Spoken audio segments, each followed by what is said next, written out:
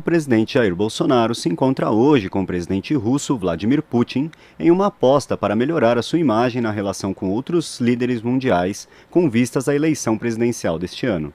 Sobre isso, nós vamos conversar agora com o cientista político e professor da Fundação de Sociologia da Escola de Sociologia e Política de São Paulo, Paulo Nicoli Ramires. Bom dia, Paulo, tudo bem? Bom dia, tudo bem? Bom dia a todos os ouvintes. Paulo, Bolsonaro e seus aliados têm apostado em um discurso de que essa visita à Rússia seria equivalente a uma missão de paz. Postagens associam o presidente Bolsonaro a uma tentativa de evitar um conflito entre Rússia e Ucrânia, embora a situação tenha se apaziguado antes mesmo dele chegar na Rússia, né?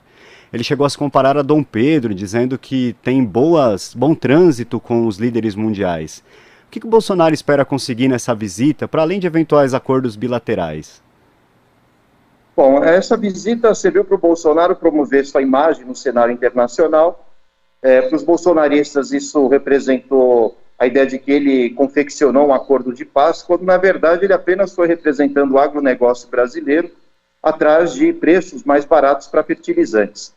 O Bolsonaro é um mero coadjuvante, inexpressivo do ponto de vista internacional, e ainda assim busca angariar sua imagem a partir de um contexto político do conflito entre Estados Unidos e Rússia, que não tem nada a ver com a sua política, diga-se de passagem, né? Então, ele é simplesmente um sujeito que está no lugar certo, na hora certa, no entanto, num contexto totalmente diferente das suas ações políticas. A pesquisa IPESP, divulgada há poucos dias, mostra que hoje 62% dos eleitores não votariam em Bolsonaro de jeito nenhum, mostrando que algumas medidas que ele tentou para melhorar a sua imagem, como o Auxílio Brasil, começou a ser pago em janeiro, não surtiram o efeito esperado.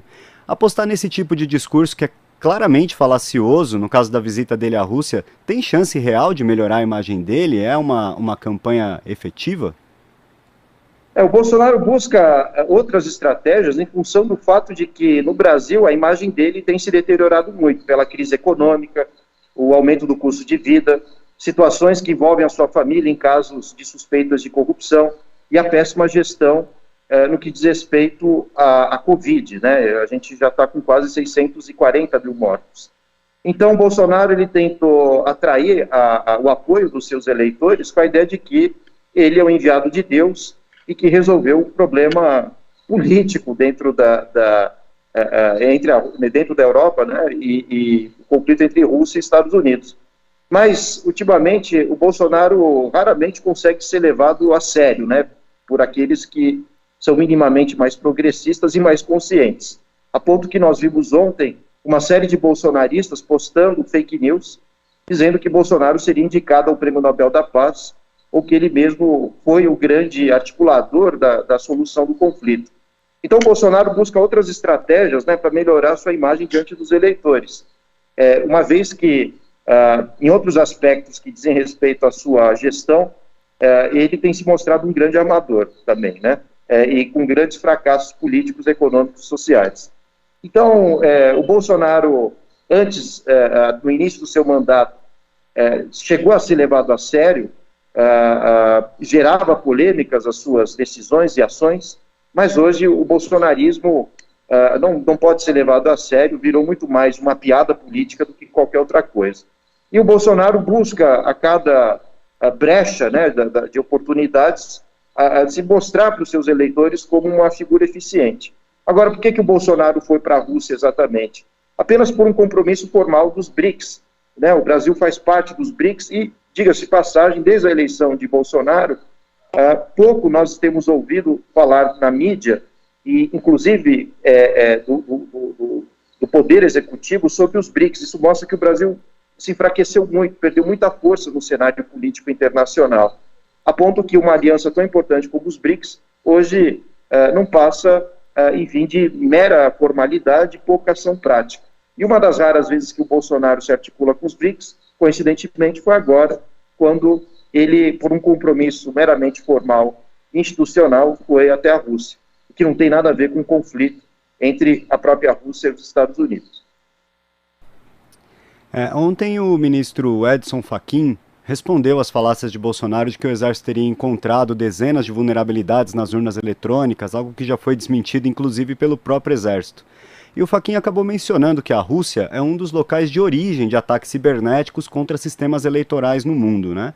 E nós temos nessa comitiva do presidente o vereador carioca Carlos Bolsonaro, filho do presidente, apontado aí por investigações como um dos líderes do gabinete do ódio. A possibilidade dessa visita do Bolsonaro ao país nesse momento também tem interesse nesse tipo de informações, de ataque cibernético, de corromper eleições? Bom, a relação entre Brasil e Rússia, ela tem piorado bastante em termos diplomáticos desde a ascensão de Bolsonaro ao poder. Na verdade, o que o Bolsonaro tenta fazer é agradar os seus eleitores indo à Rússia, uma vez que o governo Biden é um governo que não é muito próximo, favorável ao próprio governo Bolsonaro, como havia sido o presidente Trump. Então, o Bolsonaro ele tenta, de alguma forma, se articular politicamente, buscando mostrar, ao mesmo tempo, que essa relação com Putin traz outros elementos para além das questões políticas, né, mas muito mais as questões das pautas morais conservadoras. Não nos esqueçamos que a Rússia é um país muito conservador, proíbe, criminaliza o público LGBTQIA+, proíbe o aborto, permite, inclusive, que os maridos, do ponto de vista jurídico, tenham domínio sobre as suas esposas. Então vejam que existem pautas morais que aproximam o Brasil da Rússia.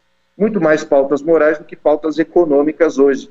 E a única pauta econômica, de fato, que interessa ao Brasil é a tentativa de reduzir o valor, né, da importação dos fertilizantes, sendo que o Brasil importa em torno de 60% a 65% de seus fertilizantes da Rússia. Então, é uma pauta meramente voltada a um interesse específico de um segmento econômico, do agronegócio, e é por isso que o Bolsonaro está lá. Jamais para pensar em grandes questões estratégicas internacionais.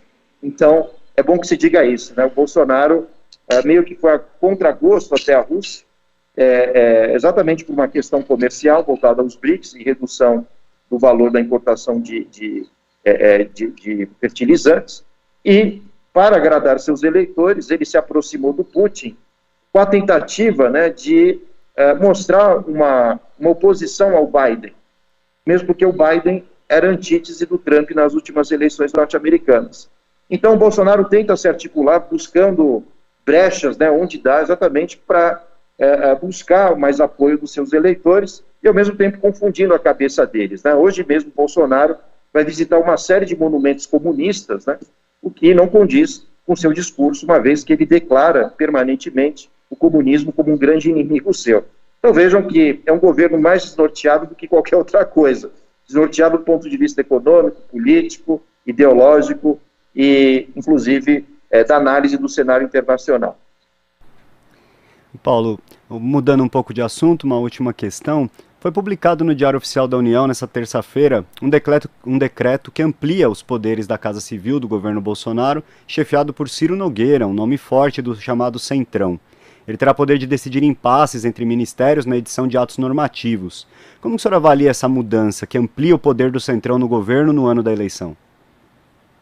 Bom, o Centrão hoje domina o poder executivo. Bolsonaro é um refém desse Centrão, uma vez que sem ele teria sido levado a um processo de impeachment desde a eleição do Lira no ano passado, essa proteção à figura do Bolsonaro. E o Centrão, de fato, tomou conta do governo.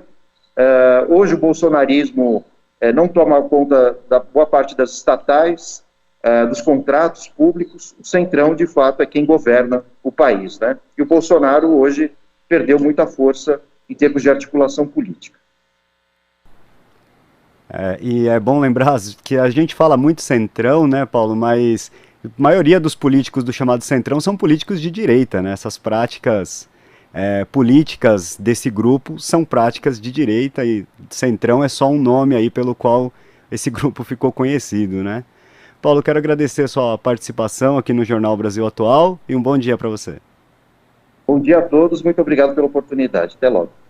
Conversamos aqui com o cientista político e professor da Fundação Escola de Sociologia e Política de São Paulo, Paulo Nicoli Ramires. Aqui você ouve as notícias que os outros não dão. Jornal Brasil Atual.